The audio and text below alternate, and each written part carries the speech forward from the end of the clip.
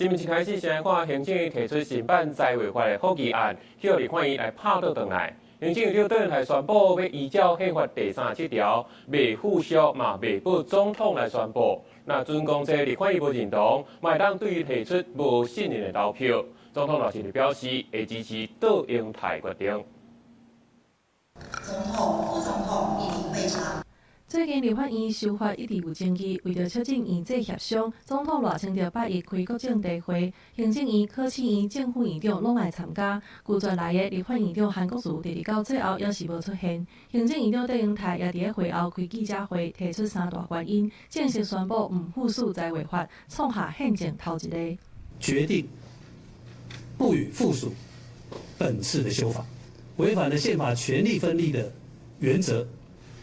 实质侵害行政权。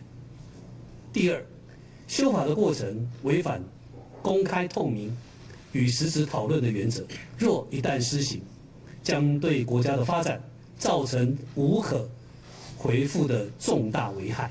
人讲的附属权，照宪法第37条，总统依法公布法律的时阵，就要经由行政院附属。但倒英台决定唔附属，代表法案无通生效。总统热清着8日暗也透过录影向全国呼吁支持行政院长倒英泰唔附属财违法修正案的决定。考量立法院强行通过的财划法，对宪法权力分立、对国家财政、对国民权益都将造成重大且立即的伤害。我要在此向立法院提出最诚实，但也最严正的呼吁，请即刻撤回这些伤害国家、违背宪法精神的争议法案。不过，相关的做法也引起在野党的批评。民众党团表示，无排除招民众行上街头来抗议。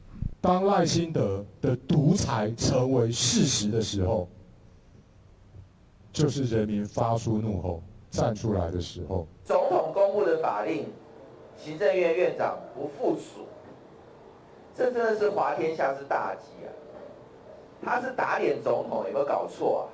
针对林爷表示无认同正义会当发动倒戈，国民党团回应未对立舞，而且这期就算倒戈，倒英台也可能选择唔落台。如果不信任案投票通过，依宪法规定，阁揆一定要下台。